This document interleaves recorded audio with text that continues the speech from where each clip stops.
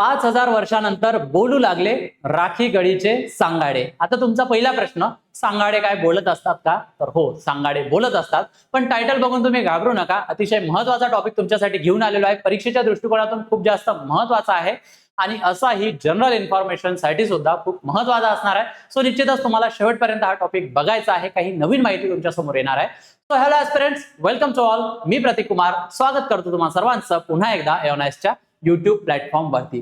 आता नेमकं हे 5000 वर्षानंतरचे जे काही सांगाडे सापडलेले आहे, हे प्रकरण काय आहे आणि ही राखी गडी काय भांडणार आहे हे तुम्हाला या व्हिडिओमध्ये समजणार आहेत. पण तत्पूर्वी तुम्ही जर राज्यसभेसाठी तयारी करत असाल तर उत्तर लेखन झिरो टू हिरो हे पुस्तक अतिशय महत्वाचं आहे. आन्सर रायटिंग रिलेटेड हे महत्वाचं पुस्तक आहे. राज्यसभेच्या मुख्य परीक्षेसाठी आन्सर रायटिंग आपल्याला करायची असते, त्याच अनुषंगाने मार्गदर्शन मी या पुस्तकामध्ये केलेलं आहे. निश्चितच तुम्ही मार्केटमधून खरेदी करून घेऊ शकता. तुमचा कॉन्फिडन्स आणि तुमचं मार्क्स वाढून देणारं पुस्तक हे तुमच्यासाठी ठरू शकतं. बघा आता बातमी काय आहे. Message of lost civilisation, Rakhigarhi skeletons to undergo DNA आणि फेशियल रिकन्स्ट्रक्शन स्टडीज, आणि महत्वाचा यावर अभ्यास होणार आहे. या पद्धतीचे सांगाडे सापडलेले आहे. याच्या आजूबाजूने तुम्हाला या ज्या वस्तू दिसतात, या वस्तू सुद्धा खूप जास्त महत्वाच्या आहे आणि याच अनुषंगाने आपण ही बातमी डिस्कस करणार आहोत, यावर चर्चा करणार आहोत. आता हे जे राखी गडी नाव आलेलं आहे, काही जणांना जर माहिती नसेल तर तुम्हाला हडप्पा संस्कृती माहित आहे, इंडस व्हॅली सिव्हिलायझेशन माहित आहे. ते जरी माहित नसेल तर मोहनजोदडो नावाचा मूवी तुम्हाला माहिती असेलच, है ना. खूप इंटरेस्टिंग मूवी होता. त्या पद्धतीचा कालखंड कसा होता, कशा पद्धतीने राहिलेला आहे, सो सगळं हे इथूनच दाखवण्यात आलेलं आहे. ही जी सिंधू नदी किंवा तिच्या उपनद्याच्या आजूबाजूची जी संस्कृती राहिलेली आहे त्याच अनुषंगाचा हा इथे मॅप आहे. बघा, जे हरप्पा नाव आपण ऐकलेलं आहे हे ते ठिकाण आहे. सर्वात आधी हरप्पा हे ठिकाण आपल्याला सापडलेलं होतं 1921 मध्ये, ठीक आहे. आणि दयाराम साहनी हे नाव लक्षात ठेवायचे आहे बरं. दयाराम साहनी यांनी याचा शोध लावलेला होता. त्यानंतर 1922 मध्ये कोणतं मोहनजोदडो हे ठिकाण सापडलेलं होतं 1922 मध्ये. हे प्रश्न विचारले जातात, सो म्हणून मी हे मॅपवर तुम्हाला दाखवतो. आणि राखलदास बॅनर्जींनी यांचा शोध लावलेला होता, ठीक आहे. आणि त्यानंतर जी ही संस्कृती आहे, जी ही सभ्यता आहे, याला जे नाव दिलेलं आहे हे कोणी दिलेलं आहे? जॉन मार्शल यांनी नाव दिलेलं आहे. आर्किओलॉजिकल सर्वे ऑफ इंडियाचे ते महासंचालक राहिलेले होते आणि तिथपासून मग याला आपण सिंधू संस्कृती जे आहे ते म्हणून ओळखतो, किंवा हडप्पाकालीन संस्कृती जी आहे. आता याची महत्वाची ठिकाणं बघा. इथे एक मांडा तुम्हाला दिसतंय, ठीक आहे. हे उत्तरेचं आपल्याला सर्वात उत्तरेकडले ठिकाण दिसतं. असे प्रश्न विचारले जातात आणि आपण ज्या अनुषंगाने हे डिस्कशन करणार आहोत हे ठिकाण आहे इथे हरियाणामध्ये. दिसले इथे राखी गडी, हे सुद्धा त्या हडप्पाकालीन संस्कृतीमधील एक महत्वाचं शहर, महत्वाचं ठिकाण आपल्याला दिसून येतं. एकदा तुम्ही हा मॅप लक्षात ठेवून घ्या. यावर प्रश्न विचारले येतात. लेफ्ट टू राईट लावा, नॉर्थ टू साऊथ लावा, असे प्रश्न विचारले जातात. सो हा मॅप लक्षात असू द्या. आता आपण हे डिस्कशन या राखी गडीच्या अनुषंगाने करत आहोत, त्याच पद्धतीची माहिती आहे. आता बघा, हे 5000 वर्षापूर्वी आहे, पण तुम्हाला इथे दिसत असेल सुमारे इसवी सन पूर्व 3000. आता यामध्ये कन्फ्युजन होऊ देऊ नका. इसवी सन पूर्व हा कधीचा वेळ आहे? इसवी सन पूर्व म्हणजे इसवी सन पूर्वच्या आधीचे 3000 वर्ष, आणि इसवी सन पूर्व नंतरचे आपले हे आता किती सुरू आहे 2026, तो हे 2000 वर्ष, असे मिळून ते 5000 वर्षापूर्वीचा हा इतिहास आहे, ठीक आहे. त्या आधीचे हे सांगाडे सापडलेले आहेत आणि तेच सांगाडे आपल्याशी बोलणार आहेत. आता कशा पद्धतीने बोलणार आहे हे मी तुम्हाला सांगतो. पण 5000 वर्षापूर्वीची दुनिया कशी होती? जसं की पिरॅमिड्स आपल्याला माहित असेल इजिप्तचे.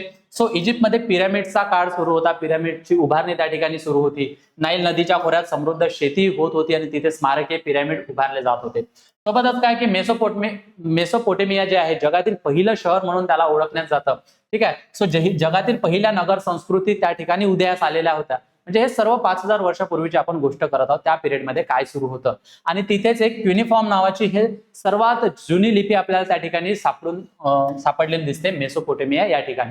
त्यानंतर युरोपमध्ये जर बघितलं आपण, युरोप खंडामध्ये बघितलं तर तिथे सुद्धा प्रामुख्याने खेड्याचा काळ आपल्याला दिसून येत होता.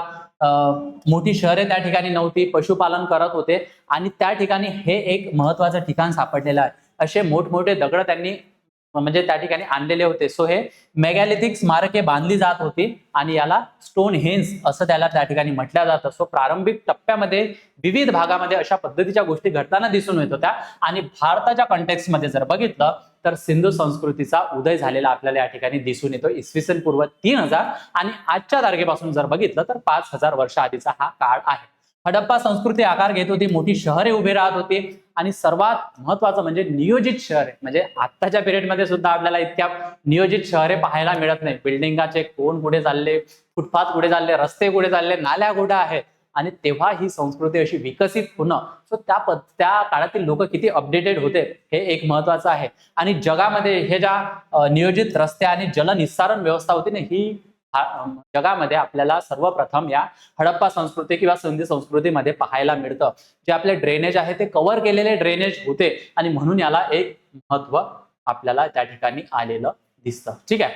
आता बघा, जी बातमी आपल्याला आलेली होती आपल्याकडे, राखेगडी इथे सापडलेले सुमारे 5000 वर्ष जुने मानवी सांगाडे. ठीक आहे. आणि वैज्ञानिकांनी हे सांगाडे घेतलेले आहे आणि ते अभ्यासासाठी पाठवलेले आहेत.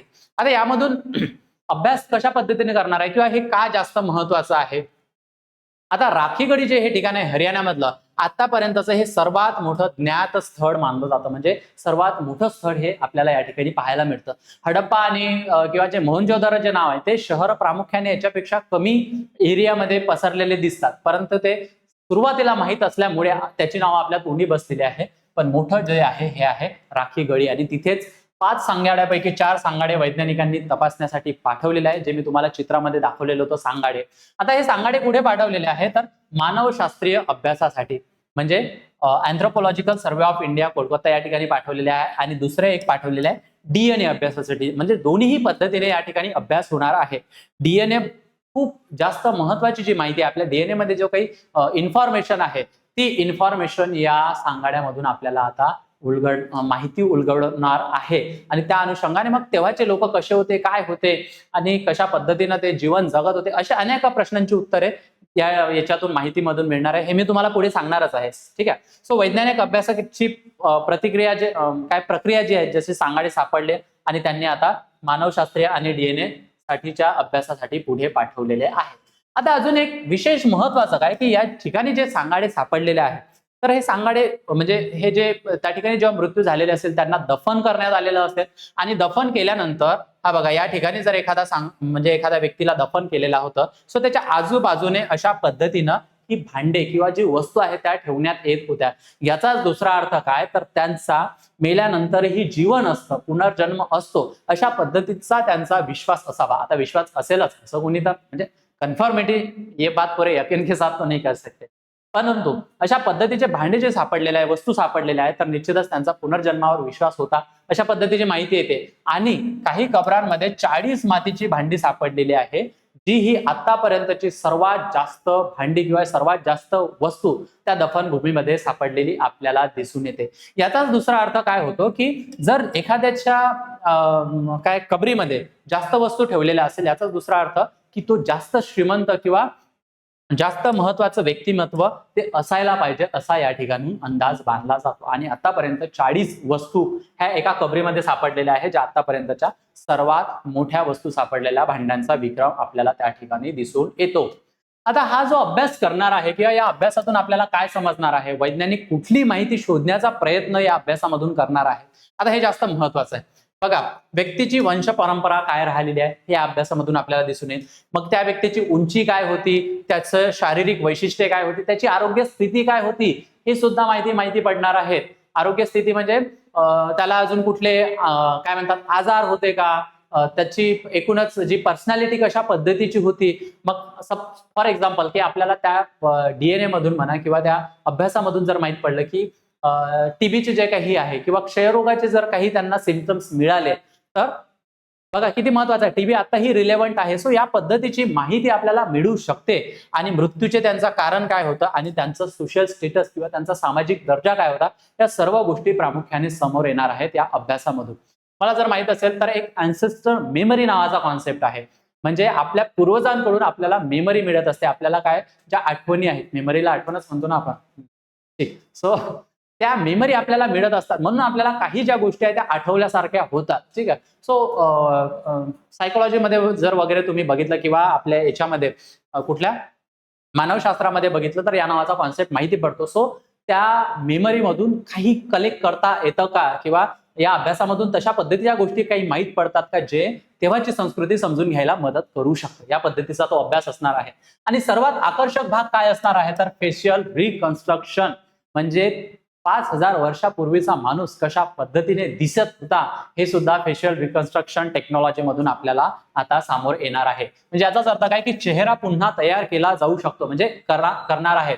आधुनिक तंत्रज्ञानाच्या मदतीने सांगाड्यावरून त्या व्यक्तीचा चेहरा कसा दिसत असेल याचा अंदाज लावला जाईल. म्हणजे बघा ही जी कवटी आपल्याला सापडलेली आहे किंवा या याच्यामध्ये जो सांगाडा सापडलेला आहे, या कवटीवरून मग असा फेशियल रिकन्स्ट्रक्शन केला जाईल आणि तेव्हाच्या पिरियड मधला या पद्धतीचा चेहरा असा काही आपल्याला समोर आलेला दिसू शकतो.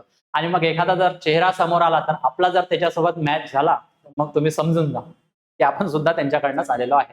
त्यामुळे सिंधू संस्कृतीतील लोक प्रत्यक्षात कसे दिसत होते याची कल्पना मिळू शकते. त्यामध्ये डीएनएचा अभ्यास, मानवशास्त्रीय अभ्यास, 3D स्कॅनिंग टेक्नॉलॉजी आणि चेहऱ्यांचे पुनर्निर्माण या अभ्यासामधून केलं जाणार आहे. आता बरं सर, तुम्ही इतकी बडबड करत आहेत, इतकं सांगत आहात, हे महत्वाचं काय आहे? होते लोक होते, आपलेही पूर्वज असतीलच, मग इतकं महत्वाचं हे का होतं? इतिहासाचं पुनर्लेखन महत्वाचं का आहे? हे सगळ्यात जास्त महत्वाचं असतं. जो आदमी अपना इतिहास भूल जाता है वो इतिहास बना भी नहीं सकता, हे महत्वाचं स्टेटमेंट तुम्ही ऐकलेलं असेल. तो बघा, इतिहासाचं पुनर्लेखन का, तर आपण काही मोठ्या प्रश्नांचे उत्तरे शोधत आहे. एकतर हे उत्तर म्हणजे हे प्रश्न कुठले आहेत तर हडप्पावासी कोण होते, नेमके हे कुठून आलेले होते, याच्या 3 प्रमुख शक्यता आपल्याला दिसून येतात. एक तर ते स्थानिक असायला पाहिजे, म्हणजे तिथलेच असायला पाहिजे. दुसरी एक थेअरी मांडण्यात येतं की ते मध्य आशियातून आलेले होते, म्हणजे आलेले असतील का. आणि तिसरी एक गोष्ट की विविध लोक समूहांचे मिश्रण त्या ठिकाणी होतं का. मग आता याची उत्तरे आपल्याला माहित नाही, पण हे जे काही सांगाडे आता बोलणार आहेत, सांगाड्यामधून जे काही आपल्याला माहिती मिळणार आहे, तर कदाचित या 3 प्रश्नांची किंवा या प्रश्नाची हडप्पावासी कोण होते या प्रश्नाचं उत्तर मिळू शकतं. आणि इतकंच नाही तर तुम्ही जर मोहनजोदडो मूवी बघितला असेल, त्यामध्ये ती जी संस्कृती नष्ट झालेली आहे त्यामध्ये प्रामुख्याने एक पुराचं कारण सांगितलेलं दाखवलं आहे त्या पिक्चरमध्ये. तो पिक्चर मध्ये सगळी माहिती खरीच असते असं नाही. ठीक आहे. सो त्यांचा ऱ्हास का झालेला आहे अजूनही आपल्याला माहित नाही, त्याच्यामुळे आपण हे वैज्ञानिक शोधत आहे किंवा आपल्याला ती उत्सुकता आहे की हवामान बदल झालाय का, नद्यांनी मार्ग बदलवलेला आहे का. तो जो रिजन आहे बघा, ती जी संस्कृती आहे ती सिंधू नदीच्या आसपास आपल्याला किंवा त्याच्या उपनदीच्या आसपास पसरलेली दिसते. सो नद्यांनी मार्ग बदलवलेले आहे का, दुष्काळग्रस्त स्थिती त्या ठिकाणी आलेली होती का, किंवा पर्यावरणाचं अजून कुठलं संकट आलेलं होतं आणि या संकटांचा हडप्पा संस्कृतीवर काय परिणाम झालेला होता, त्यामुळेच ही संस्कृती नष्ट झालेली आहे का. एखादी संस्कृती नष्ट होणं आणि त्याचे पुरावे आता आपल्याला 5000 वर्षानंतर मिळणं, सो हे निश्चितच महत्वाची बाब आहे. त्यामधून मग आपल्याला त्या पिरियडमध्ये जर अशा पद्धतीची संस्कृती, वेल डेव्हलप संस्कृती तयार झालेली असेल तर ते लोक किती हुशार असतील, या सर्व अनुषंगाने या सांगाड्यांमधून अभ्यास केला जाणार आहे आणि हे सांगाडे मग आता आपल्याशी बोलायला लागणार आहे. ठीक आहे. आय होप हा टॉपिक तुमच्या लक्षात आलेला असेल, तुम्हाला समजला असेल नेमकं प्रकरण काय आहे, परीक्षेच्या दृष्टिकोनातून काय गोष्टी महत्वाच्या आहेत हे सुद्धा आपण डिस्कस केलेलं आहे. आणि महत्वाचा प्रश्न तुमच्यासाठी ठेवलेला आहे, राखी गडी संदर्भात खालीलपैकी कोणते विधान योग्य आहे. ऑप्शन्स एकदा बघून घ्या, उत्तर मला कॉमेंट सेक्शन मध्ये द्यायला विसरू नका. आणि तुम्ही जर राज्यसेवेसाठी तयारी करत असाल तर समर्पण नावाची बॅच आम्ही लॉन्च केलेली आहे. 29,999 रुपयात लाईव्ह प्लस रेकॉर्डेड स्वरूपाची बॅच असणार आहे. प्रिलिम्स प्लस मेन्स, सर्वात महत्वाचं काय तर लाईफ टाइम व्हॅलिडिटी या बॅचची असणार आहे. Basic to advance NCERT coverage, answer writing practice, PYQ analysis, study notes, test series plus 1-to-1 mentorship सुद्धा यामध्ये अवेलेबल असणार आहे. तुम्ही काय करा, माझा कुपन कोड यूज करा प्रतीक सर म्हणून आणि या बॅचवर भरघोस डिस्काउंट मिळवा. सोबत मी माझा नंबर तुमच्याशी शेअर करत आहे, 8830523034. निसंकोचपणे तुम्ही मला कॉल करू शकता. तुम्हाला काही गायडन्स हवे असेल, तुम्हाला काही क्वेरीज असेल, कॉन्टॅक्ट करू शकता. त्यानंतर ऍप्लिकेशन डाउनलोड करायला विसरायचं नाही, जे गुगल प्ले आणि ऍप स्टोरला अवेलेबल आहे, ज्यामध्ये आहे notes, NCERT, state books, current affairs, mind maps, syllabus, quiz. अजून काय, हा QR कोड स्कॅन करा आणि टेलिग्राम चॅनलला जॉईन करा. आणि अधिक माहितीसाठी मी तुम्हाला ऑप्शनल नंबर आणि वेबसाईट देत आहे, निश्चितच तुम्ही तिथे व्हिजिट करू शकता. आय होप हा टॉपिक तुम्हाला आवडला असेल. तुम्हाला कसा वाटला मला कॉमेंट सेक्शन मध्ये सांगायचं. सध्या इथेच थांबूया, पुन्हा भेटूया एका नवीन टॉपिक सोबत लवकरच.